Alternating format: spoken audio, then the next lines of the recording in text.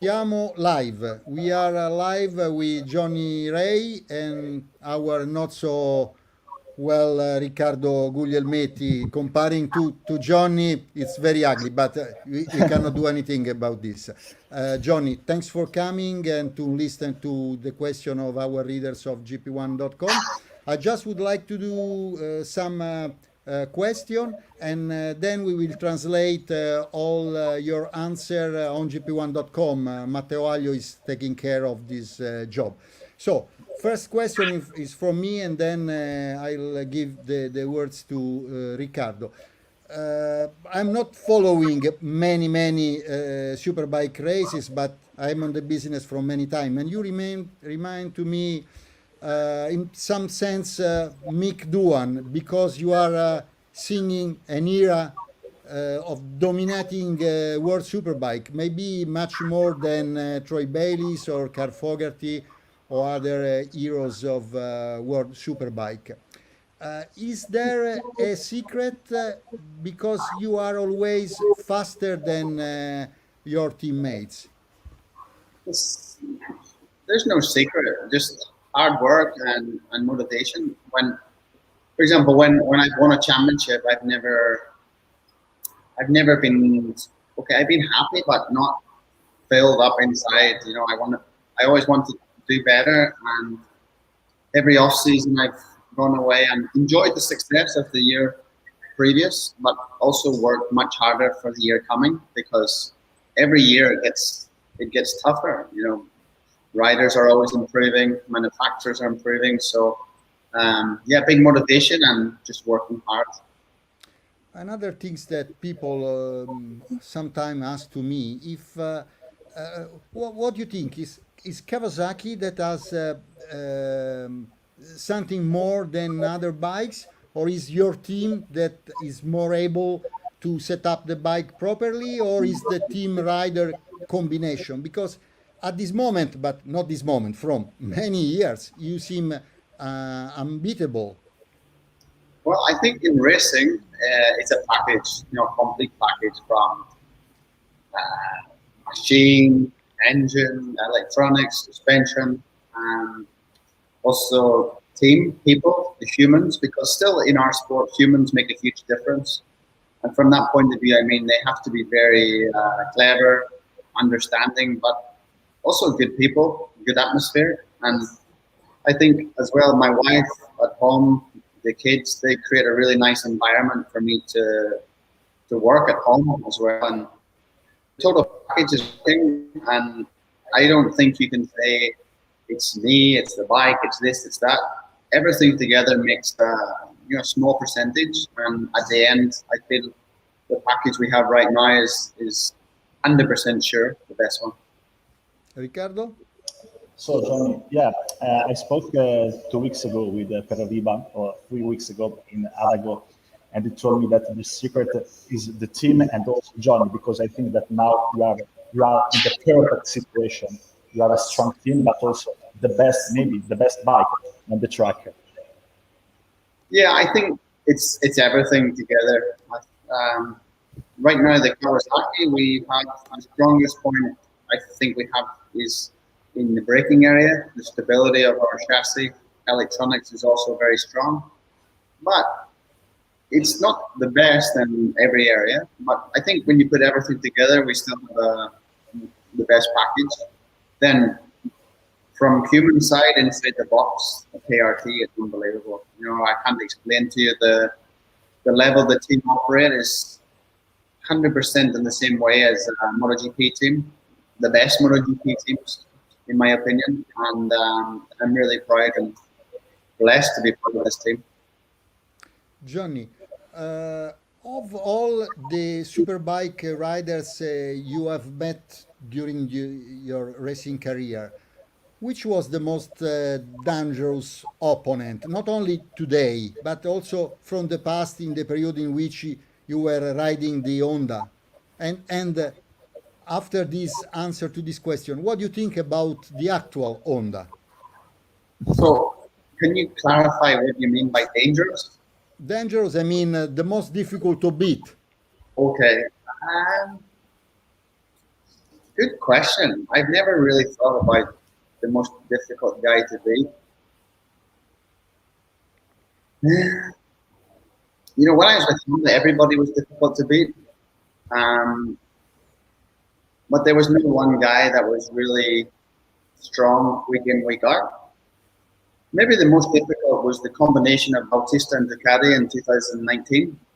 That was very difficult to beat him, but then I didn't understand how I could beat him, if I could beat him, but then suddenly in Misano, he made a crash that was unnecessary. And then I seen this guy that was used to be invincible, not so invincible anymore. So, but he was maybe the most, that package, the team in that bike was, wow, that was very impressive. What about the actual on the team? They seems to struggle sometime, but they look that they are improving. It's difficult to know, you know, I don't know this on the team because it's a new team. It's a HRC supported team in the back. And when I was in Honda, it was with the 10K Racing family. So like a private team. So this, I can't really comment what's going on over there at the minute, but it looks like they have the full support of Honda. They're putting a lot of resources to try and do good in Superbike. And after last year, I expected they make a big step this season, but still they're still getting there at the minute. Seems like Kawasaki, Yamaha, and Ducati are definitely a step ahead, but it's nice to see Honda and also BMW are investing a lot in Superbikes. So there's a lot of manufacturers in the front. Riccardo? Johnny, about the 2019, I think that the year was crucial for you because Alvaro came here in his paddock. He won 11 races in a row, but the secret maybe could be your mentality because in every race you were always at the top, second. You never gave up in that moment. Yeah, I think that was important for me to feel like when he was in the top of the podium, when he looked there, I was there, you know, always there, and was hard because also the guys that were battling for second place. I remember Vandermark and Aston was so strong, and just to be there to be second was also difficult. So yeah, I just kept strong. I never felt. I always believed that I could win, but I didn't know how. Because he seemed pretty invincible at the start, but then in the mid-season, we all know the story. He fell apart a little bit, and then at the end of the season, we were able to dominate that last part, which was incredible. You know, that was maybe the most amazing weekend I had was in Qatar 19. I did the treble, and to finish the year like that was amazing. Johnny, a lot of readers ask to us why don't you make the switch to MotoGP? But I remember in 2012 you rode Casey Stoner's bike in two races with such a good results, a seventh and eighth, if I remember well. What do you remember about those two races? I remember it was a lot of stress, to be honest, because I was doing Superbike, MotoGP, Superbike, MotoGP, Superbike, and it was a crazy 5 weeks of life.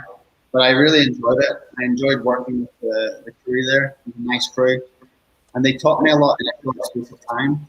I remember I was in Moscow for Superbike, and I got the call, and I did an overnight flight to Czech Republic to do one afternoon on the bike, and I was like 3 seconds up. Then going to Misano and Aragon, and I was able to qualify in the second or third row in Aragon and finished seventh. This Valentino was eighth, like my hero.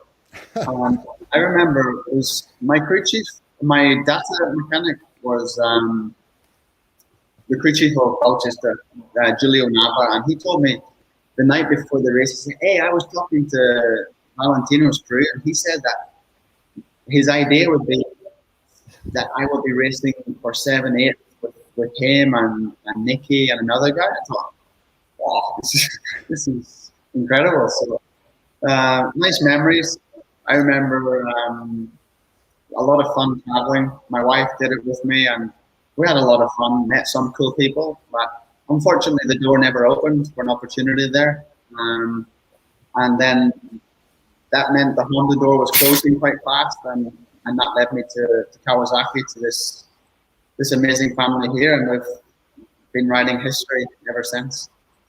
Ricardo told me that you are in a 1 year contract, but it's a 1 year contract forever with Kawasaki. Now you know that Andrea Maybe Dovizioso Ducati is fine.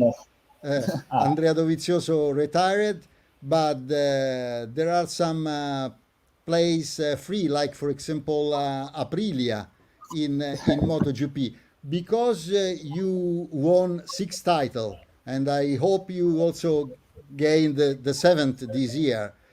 Uh, don't you think that you can think about maybe to have another opportunity to show to the world that you are faster both worlds? That I believe anyway. You know, it's again, it's a very valid question, but easy answer.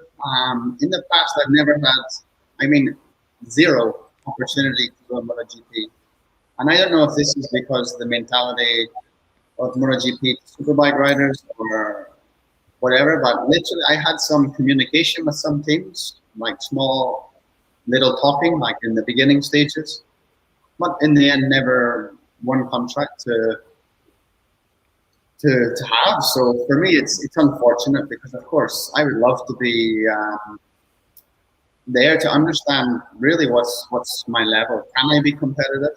But I know in MotoGP you need to have, there's the best riders in the world in MotoGP. Manufacturers are spending a lot of money. You need to have a good opportunity to do a good job.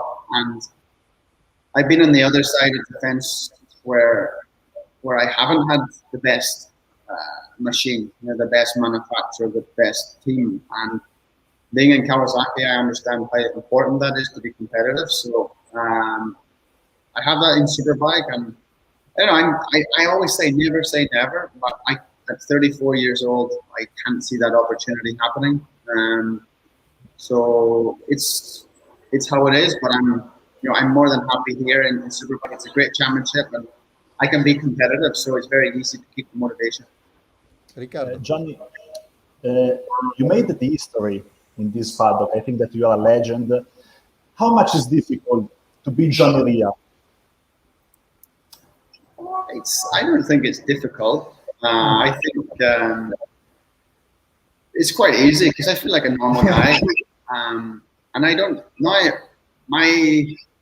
ambition in life was to be a world champion, and originally a world champion in motocross. Would you believe? But my career went with Superbike, and suddenly I was world champion in 2015.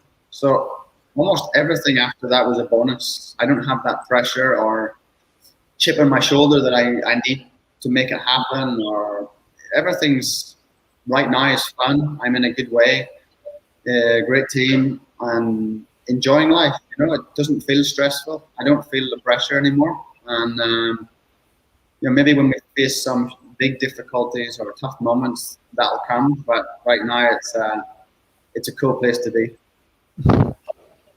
And another question for you, if you have time, Johnny. You remember to me one of my hero, Eddie Lawson, because he never done a lot of mistakes and always was able to get the maximum from every race. How is it difficult to reach very close to the limit, not going over? Because, for example, if you look at what Mark Marquez has done before his accident, he was always a little bit over the limit. For you, it's completely different. I mean, when I was looking at Eddie Lawson's races, I was almost quiet, because I know that nothing strange happened. The contrary with Mark. How is it difficult? Do you know, it's something I never think about, but of course subconsciously I try to manage the situation the best I can. I make mistakes. You know, I can watch a race with you tomorrow, and I will show you maybe 20 mistakes that I made during the race. I'm my own worst critic. I'm always trying to improve. And there's not many guys that get it perfect, but I think in Superbike now, it's the feedback from Pirelli Tire, for example, is so good. You know, the safety and margin is very good. The construction gives you a lot of feedback, understanding. So you understand where the limit is, and then it's up to you, the rider, to accept this limit. Sometimes if the rider's going away in front, it's hard to accept that, and then you push the limit. Or sometimes you have to park your ego and think, okay, today the race is 6th. But normally in pre-season testing, I'm feeling really strong, a lot of power, and I make some mistakes because you go over the limit. But then when racing starts, I try to be quite clean and not make too many mistakes. Riccardo? So, Johnny, last question, because we have 3 minutes. Superbike comes here in Misano, and you are 38 points in front to Scott. I think that for Scott is the worst situation that you never imagined. Do you know what's, okay, not funny, but you forget the 35 points to Top Rack. I also feel Top Rack is one of the strongest guys in the championship right now. Of course, Scott too.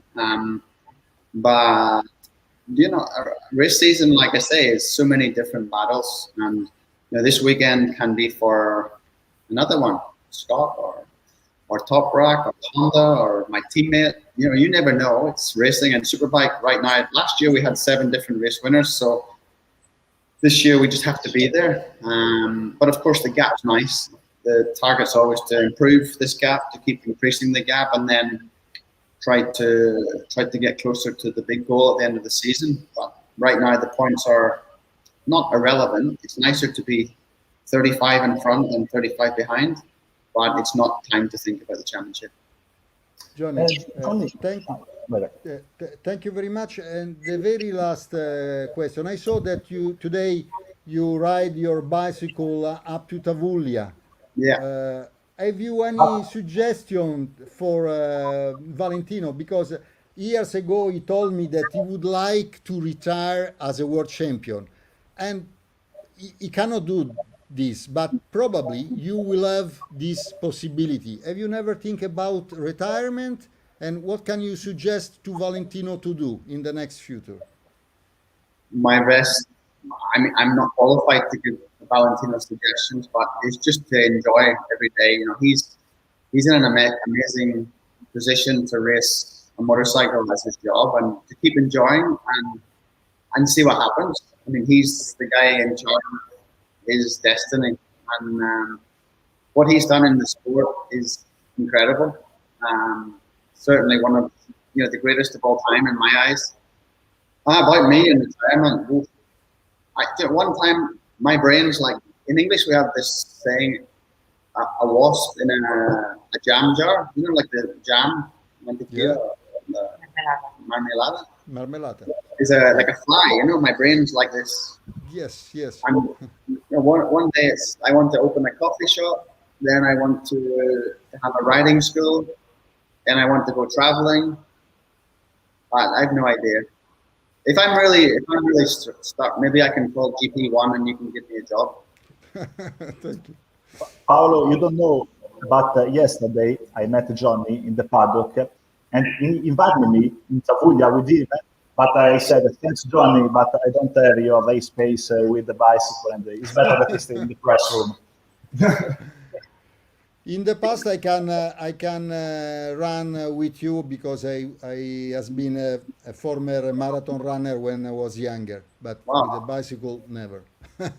No, my friends, my coach Fabian and my friend Gary are quite good cyclists, so we enjoy together. And just here, the cars in this area, they don't give you much space. It's very, very close. So I was happy to come back to the paddock and start the race weekend.